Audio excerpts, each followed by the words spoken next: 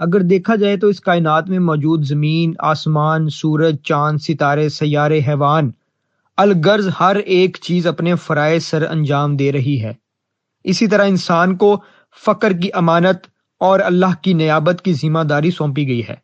سورہ احزاب میں اللہ تعالیٰ ارشاد فرماتا ہے، اِنَّا أَرَدْنَا الْأَمَانَةَ عَلَى السَّمَاوَاتِ وَالْأَرْضِ وَالْجِبَالِ فَأَبَيْنَ أَن يَحْمِلْنَهَا وَأَشْفَقْنَ مِنْهَا وَحَمَلَهَا الْإِنسَانُ إِنَّهُ كَانَ ظَلُومًا جَهُولًا، یعنی ہم نے بار امانت کو آسمانوں، زمین اور پہاڑوں پر پیش کیا، سب نے اس کے اٹھانے سے عاجزی ظاہر کی، لیکن انسان نے اسے اٹھا لیا، بے شک وہ اپنے نفس کے لیے ظالم اور اپنی قدر و شان سے نادان ہے۔ فقراء کاملین کے نزدیک اس امانت سے مراد حضور علیہ الصلوۃ والسلام کی حقیقی وراثت، اس میں اللہ ذات یعنی امانت فقر، امانت الہیہ ہے، جس کے متعلق نبی اکرم صلی اللہ علیہ وآلہ وسلم نے فرمایا، اذا تم الفقر فہو اللہ، جہاں فقر کی تکمیل ہوتی ہے وہی اللہ ہے۔ فقر آپ صلی اللہ علیہ وآلہ وسلم کا فخر اور ورثہ ہے، جیسا کہ آپ صلی اللہ علیہ وآلہ وسلم نے فرمایا، الفقر فخری والفقر منی فافتخروا علی سائر الانبیاء والمرسلین، یعنی فقر میرا فخر ہے اور فقر ہی کی بدولت مجھے تمام انبیاء و مرسلین پر فضیلت حاصل ہے۔ سلطان العارفین حضرت سخی سلطان باہو رحمۃ اللہ علیہ فرماتے ہیں، فقر عین ذات ہے، یعنی فقر ہی ذات و صفات الہی کا اظہار ہے، لہٰذا امانت الہیہ در حقیقت امانت فقر ہی ہے۔ امانت الہیہ کا حامل نبی اکرم صلی اللہ علیہ وآلہ وسلم ہی اس امانت یعنی امانت الہیہ کے مختار کل ہیں اور اس کو اپنے حقیقی اور روحانی ورثہ میں منتقل کرنے والے بھی ہیں۔ یہ ممکن نہیں ہے کہ آپ صلی اللہ علیہ وآلہ وسلم کی بشری حیات کے بعد اس دنیا میں ایسی کوئی ہستی ہی موجود نہ رہے جو امانت الہیہ کو سنبھالنے والی اور اللہ پاک کی ذات و صفات کے اظہار کا ذریعہ بنے، کیونکہ اس کائنات کا مقصد ہی اللہ تعالیٰ کی ذات و صفات کا اظہار ہے اس کے کامل محبوبین کے ذریعے۔ اس امانت کے وارث وہ فقراء کاملین ہیں جو آپ صلی اللہ علیہ وآلہ وسلم کی باطنی راہ فقر کی منازل طے کرتے ہوئے اس کے آخری مقام فنا فی اللہ بقا باللہ یعنی فنا فی ہو پر پہنچتے ہیں۔ جب طالب یا سالک فقر کی انتہا بقا باللہ فنا فی ہو پر پہنچ جاتا ہے تو جملہ صفات الہی سے متصف ہو کر انسان کامل کے مرتبہ پر فائز ہوتا ہے اور وہی امانت الہیہ کا حامل ہوتا ہے۔ اس کائنات کے کامل ترین انسان حضور علیہ الصلوۃ والسلام ہے اور آپ صلی اللہ علیہ وآلہ وسلم اللہ تعالیٰ کے مظہر اتم ہیں۔ عین الفقر میں حضرت سخی سلطان باہو رحمۃ اللہ علیہ فرماتے ہیں کہ انسان کامل حضرت محمد صلی اللہ علیہ وآلہ وسلم ہے اور دیگر تمام فقراء کاملین آپ صلی اللہ علیہ وآلہ وسلم کے وسیلے سے مراتب بامراتب وصال الہی اور کاملیت کے اس مقام پر پہنچے۔ انسان کامل ہی امانت الہیہ کا حامل اور اللہ تعالیٰ کا خلیفہ ہوتا ہے۔ فضل اللقاء میں سلطان العارفین حضرت سخی سلطان باہو رحمۃ اللہ علیہ فرماتے ہیں کہ جمعیت جو کہ لطف رحمان ہے انسان کامل کو نصیب ہوتی ہے، کامل انسان صرف انبیاء اور فقراء ہیں۔ سورہ فرقان آیت نمبر 59 میں ارشاد باری تعالیٰ ہے، الرحمن فاسأل بہ خبیرا، وہ رحمان ہے سو پوچھ اس کے بارے میں اس سے جو اس کی خبر رکھتا ہے۔ ہر دور میں ایک ایسا انسان موجود ہوتا ہے جو امانت الہیہ کا حامل یا امانت فقر کا وارث ہوتا ہے۔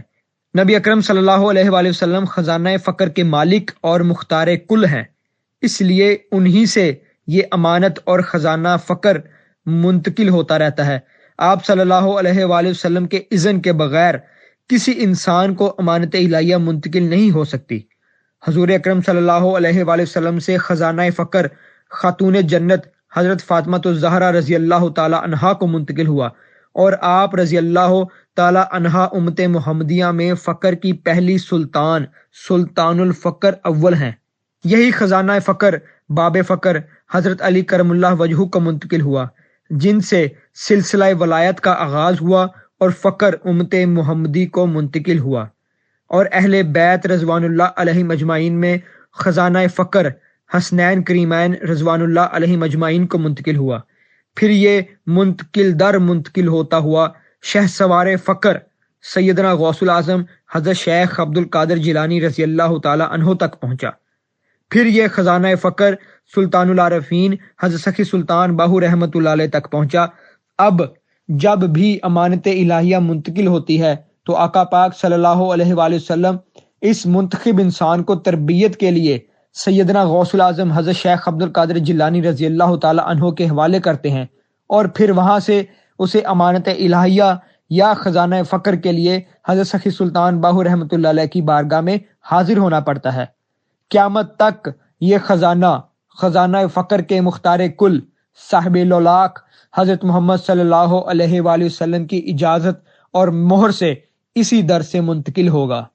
امانت الہیہ کا حامل جسے صاحب مسمى مرشد کہا جاتا ہے، اگر طالب کو ایسا مرشد مل جائے تو فقر کی انتہا پر پہنچنا کوئی مشکل مرحلہ نہیں ہے۔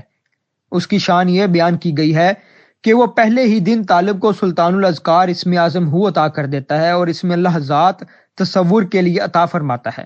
اگر ایسا مرشد مل جائے تو فوراً دامن پکڑ لینا چاہیے، لیکن اس کو تلاش کرنا مشکل ہے کیونکہ یہ غیر معروف ہوتا ہے۔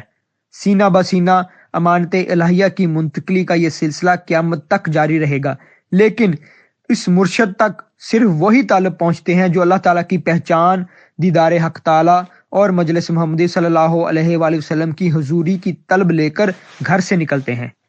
یہی انسان کامل، صاحب مسمى مرشد کامل اکمل جامع نور الہدا، حامل امانت الہیہ، خزانہ فقر کا مالک اور نائب رسول صلی اللہ علیہ وآلہ وسلم ہوتا ہے۔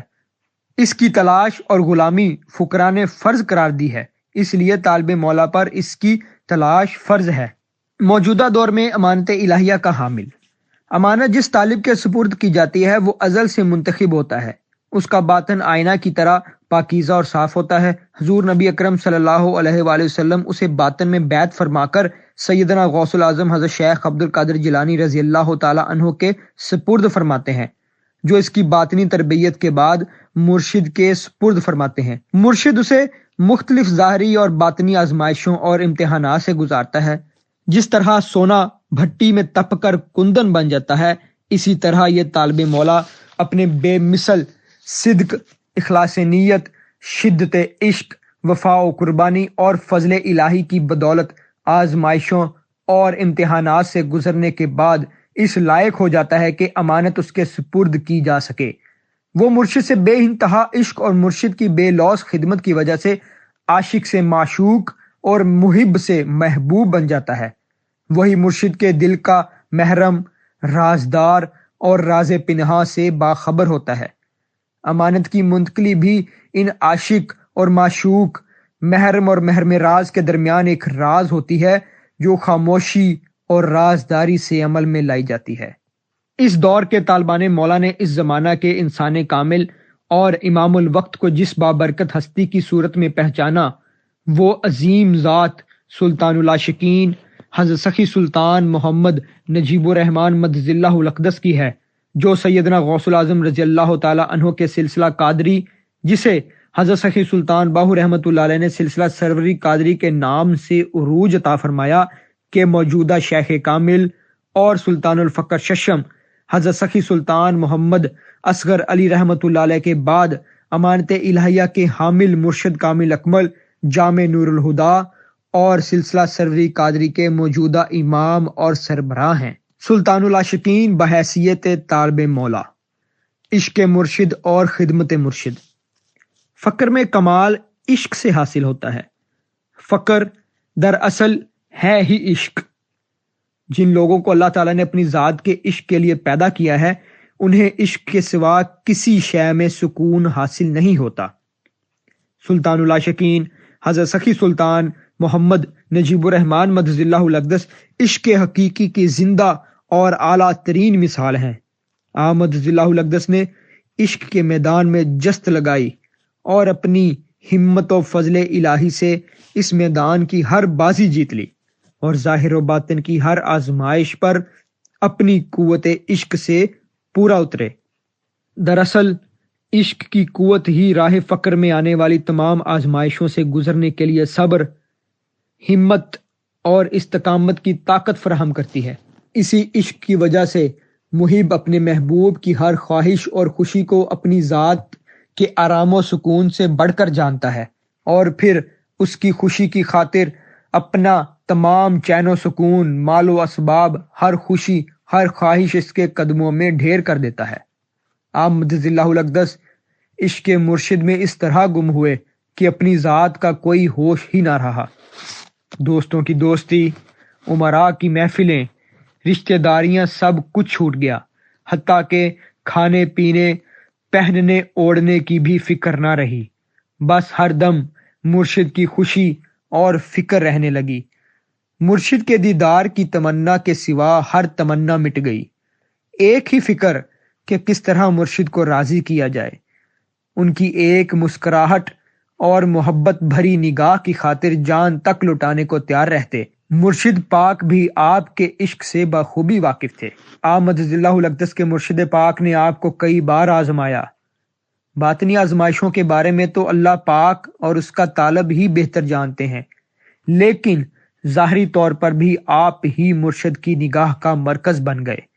مرشد نے جو ڈیوٹی اور ذمہ داری آپ مدظ اللہ الاقدس کے ذمہ لگائی، آپ مدظ اللہ الاقدس نے سر تسلیم خم کر دیا۔ آپ مدظ اللہ الاقدس کے بارے میں آپ کے مرشد سلطان الفقر ششم حضرت سخی سلطان محمد اصغر علی رحمۃ اللہ علیہ نے فرمایا تھا، نجیب بھائی کا تو یہ حال ہے کہ سر تسلیم خم ہے جو مزاج یار میں آئے۔ آپ مدظ اللہ الاقدس نے کبھی کسی مالی اور بدنی قربانی سے دریغ نہ کیا۔ زندگی بھر کی جمع پونجی مرشد کے قدموں پر نچھاور کر دی۔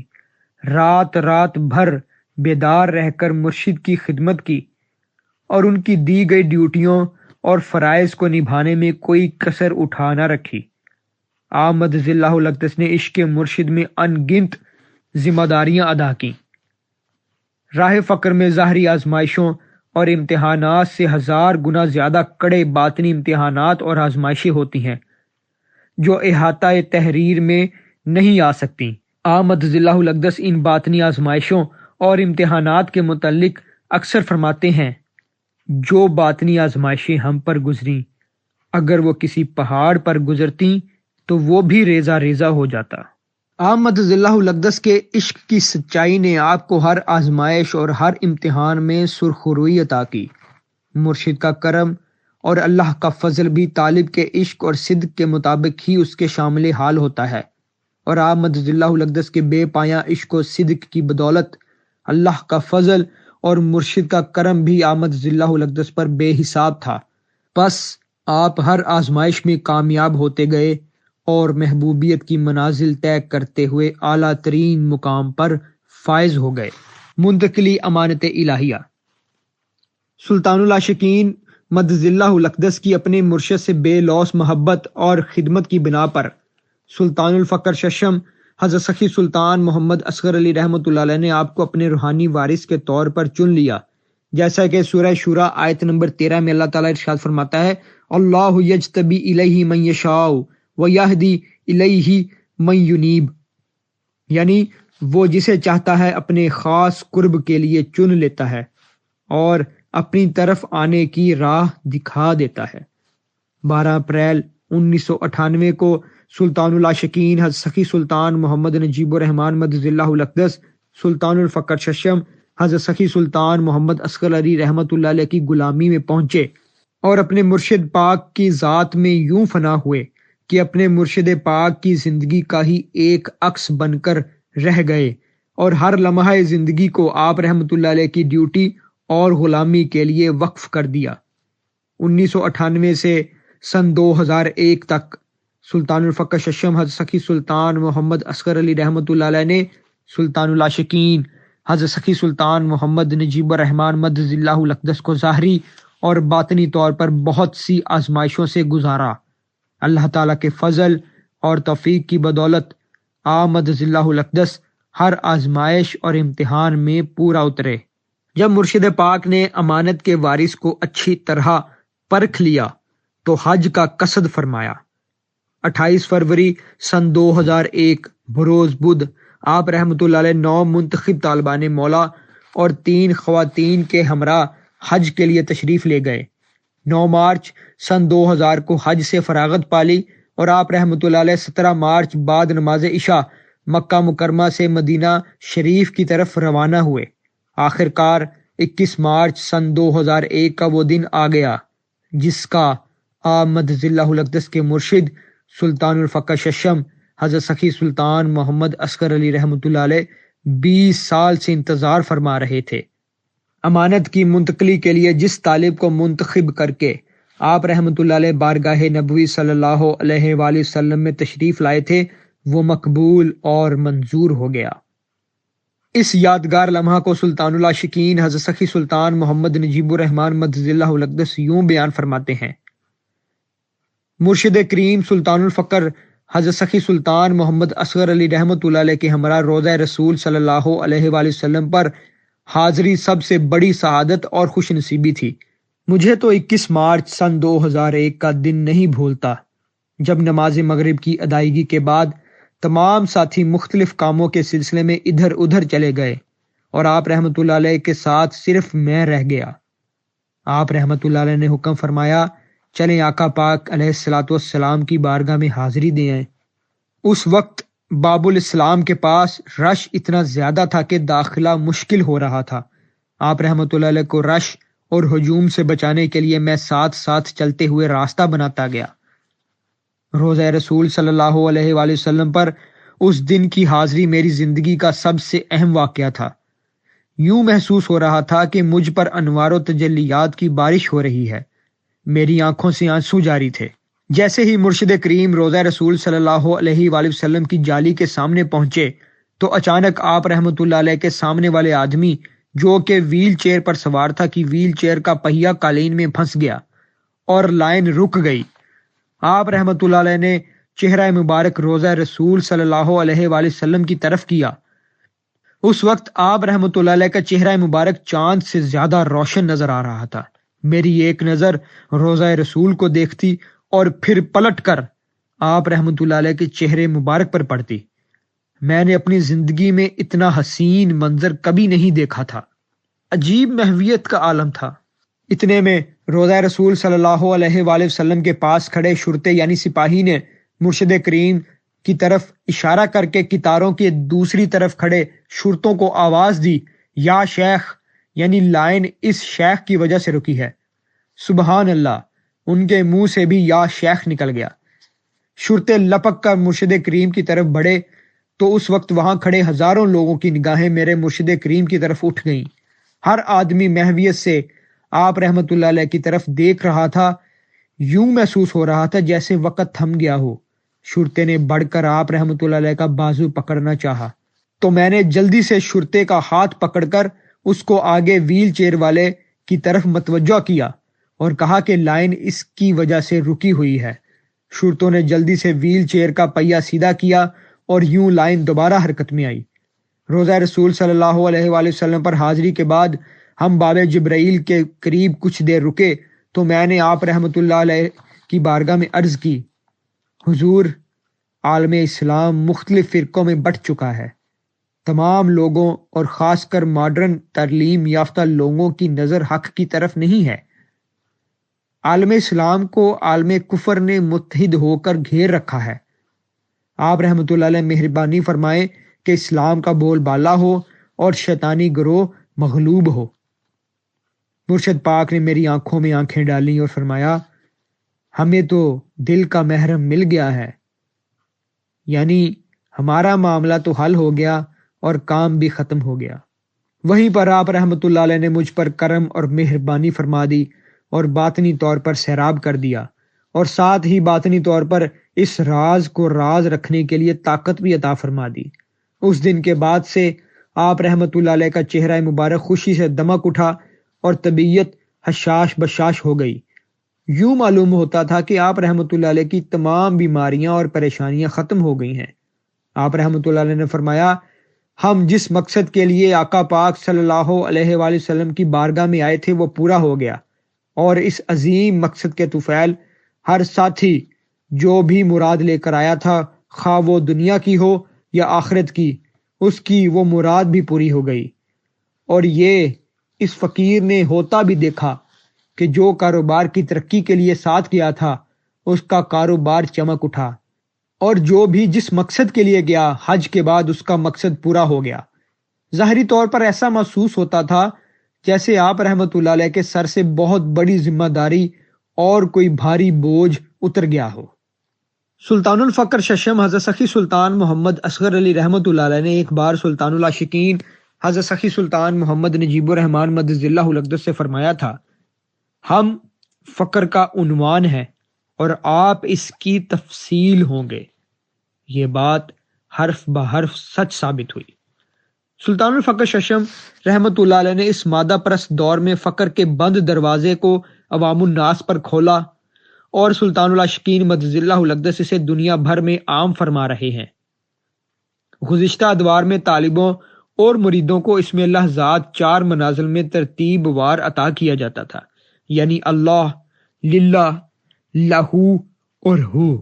طالب درجہ بدرجہ ان منازل سے گزرتا اور ساتھ ساتھ قرب الہی میں بھی ترقی کرتا۔ اس عمل میں کافی عرصہ بھی لگ جاتا تھا، اور جو طالب پہلی منزل پار نہ کر پاتا وہ اگلی منزل پر بھی پہنچ نہ پاتا تھا۔ اس طرح بہت سے طالب اپنی طلب میں ناقص ہونے کی وجہ سے ابتدائی منازل پار نہ کر سکتے اور ہو تک کبھی پہنچ ہی نہ پاتے تھے۔ آپ مدد اللہ الاقدس وہ واحد ہستی ہیں جو اپنے طالبوں کو بیعت کے پہلے روز ہی اسم اعظم اور سلطان الاذکار ہو عطا فرماتے ہیں، اور انہیں اپنی نگاہ کامل سے اس روحانی بلندی پر پہنچا دیتے ہیں کہ وہ اس افضل ذکر کی تجلیات کو بآسانی برداشت کر لیتے ہیں۔ سلطان العاشقین کا طریقہ تربیت۔ حدیث مبارکہ ہے، الشیخ فی قومہ کنبی فی امتہ۔ ترجمہ: شیخ مرشد کامل اپنی قوم یعنی مریدوں میں ایسے ہوتا ہے جیسا کہ ایک نبی اپنی امت میں۔ مرشد کامل اکمل اپنے مریدین کی تربیت بالکل اسی طرح کرتا ہے جیسا کہ حضور علیہ الصلوۃ والسلام نے صحابہ کرام رضی اللہ عنہم کی فرمائی۔ حضور علیہ الصلوۃ والسلام کا ارشاد مبارک ہے، میری امت کے آخری دور میں ہدایت اسی طرح پہنچے گی جیسے میں تمہارے درمیان پہنچا رہا ہوں۔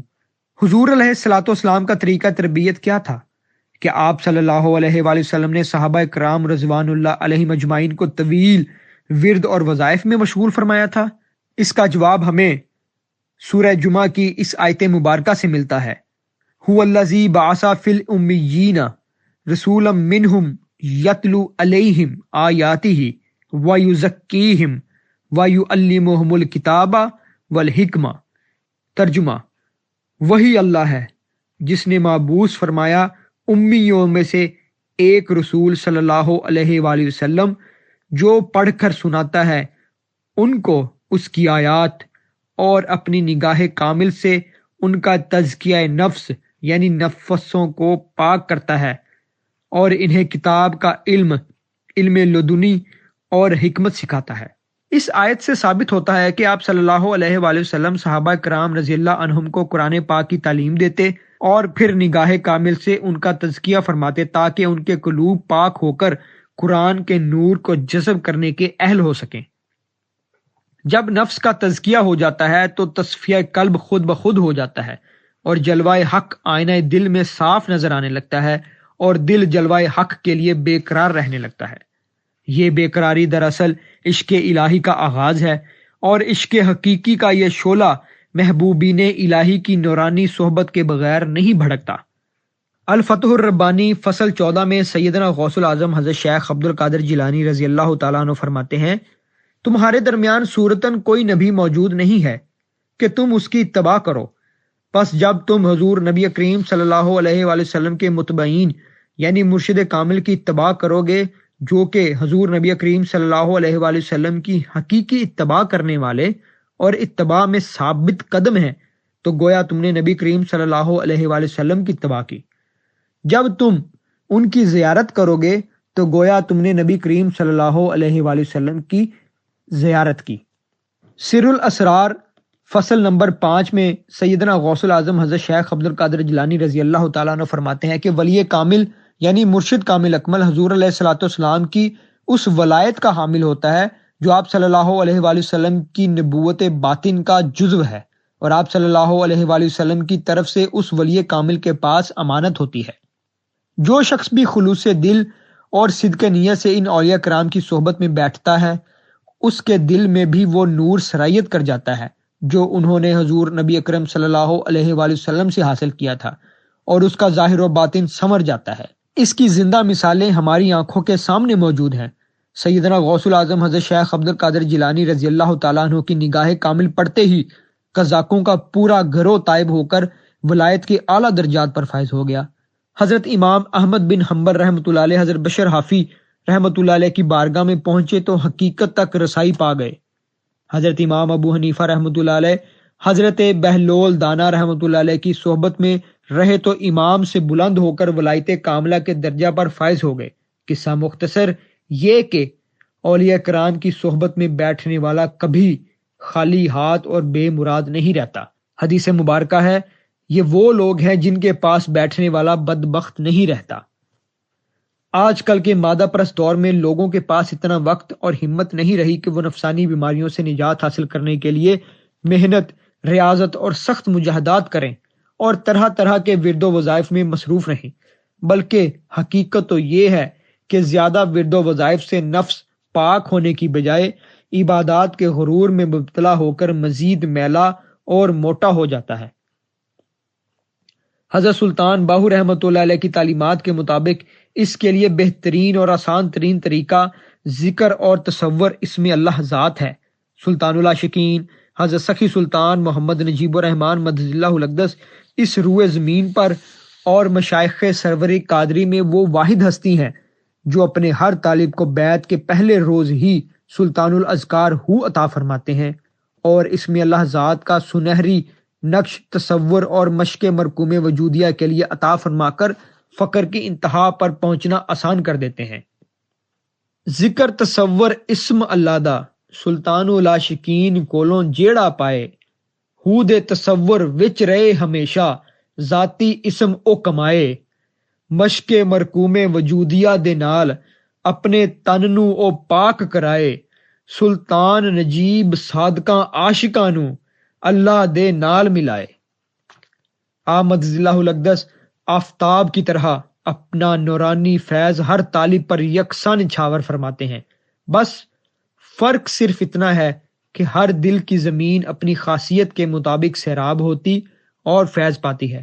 اللہ تعالیٰ نے آمد اللہ الاقدس کو اس قدر بلند روحانی مراتب عطا فرمائے ہیں کہ ان کا اندازہ لگانا کسی کے لیے بھی ممکن نہیں، لیکن آمد اللہ الاقدس ان سب کے باوجود خود کو ایک عام انسان ظاہر کرتے ہیں اور اپنے طالبوں کی بھی اس طرح تربیت فرماتے ہیں کہ ان میں عجز و انکسار نمایاں وصف بن کر ابھرتا ہے۔ سلطان العاشقین مدد اللہ الاقدس فرماتے ہیں، عاجزی شیطان کے خلاف سب سے بڑا ہتھیار ہے۔ جو کوئی بھی خلوص نیت اور صدق دل سے فقر کا طالب ہو تو اس بات سے قطع نظر کہ وہ معاشرے کے کس طبقے اور مذہب کے کس فرقے سے تعلق رکھتا ہے، آمد اللہ الاقدس اسے کسی مشقت میں ڈالے بغیر خزانہ فقر عطا فرما دیتے ہیں، البتہ اس کے لیے بیعت ہونا ضروری ہے۔ عنایت تو دیکھو میرے کامل مرشد کی یارو، کہ جس نے مجھے پل بھر میں لاہوتی بنا دیا۔ اللہ پاک سے دعا ہے کہ وہ ہمیں بھی اپنے مرشد سلطان العاشقین حضرت سخی سلطان محمد نجیب الرحمن مدد اللہ الاقدس کی سنت پر عمل کرتے ہوئے میدان عشق میں ثابت قدم رکھے، اور ہم اپنے مرشد کی رضا کی خاطر بڑی سے بڑی قربانی دینے سے بھی دریغ نہ کریں۔ آمین۔